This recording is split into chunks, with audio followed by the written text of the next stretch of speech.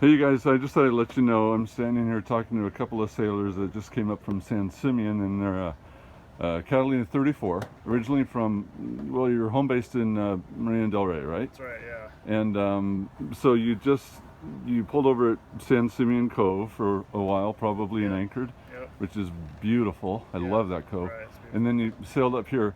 So can you describe to our listeners what it's like to sail all the way up the Big Sur coast with no visibility? Well, it was a little disappointing, really. We weren't able to see the coastline at all. Wow. How far out were you guys? We were probably between 3 and 5 miles most of the time. Huh. We wanted to be sure we were far enough outside so we didn't have any obstacles or anything like that. Yeah, those big rocks. Yeah. Yeah. So from there, you've got 2 lighthouses. Let's see, three. You got Point Piedras Blancas, Point Sur, and then Point Pinos. Right. Did you see any of those beacons? I didn't see any of them. You couldn't even see the beacons, and you're only 3 to 5 miles out? Right. That is incredible. Yeah, it was low visibility. I mean, less than half a mile. Wow. There was times when it came up and we'd have a few miles visibility, but a lot of it was less than half a mile, sometimes less than a quarter. And I think you mentioned earlier it was dead calm. Pretty well dead calm most of the way. Yeah, pretty much the whole way dead calm. We motored the whole time. Oh, you had to motor. Yeah.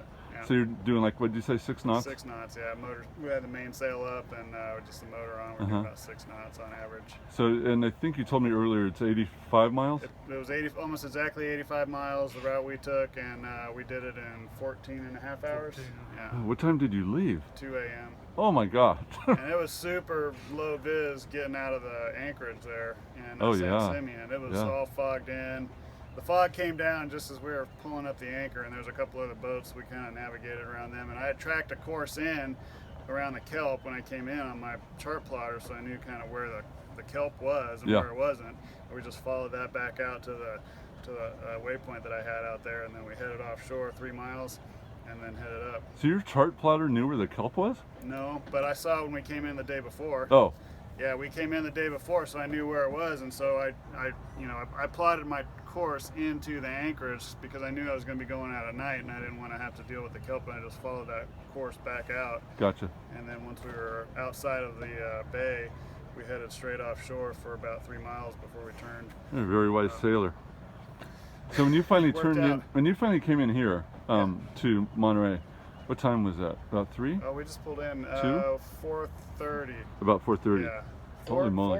420 right here. 420. Did you use the auto helm or take turns at the wheel? Autopilot. Yeah, auto helm the whole time. If it wasn't for that, it would have been miserable. Definitely. Yeah. And was it flat too, or did you have any swell? Pretty flat, minimal swell. Wow. Very little swell. And what's your ultimate destination? San Francisco. Gotcha. So that's another 92 miles. Yeah, we'll go to Half Moon Bay. Yeah. And then spend the night there, and then pick a good time to go through the gate. That's good. Yeah, time with the tide. Yeah. Well, thanks so much, man. What an interesting story. Well, It's not done yet. We got to turn around and come back, so hopefully it all works out. Yeah, hopefully the wind will kick in and blow this crap out of here. So, Okay. Well, thanks, you guys. You bet.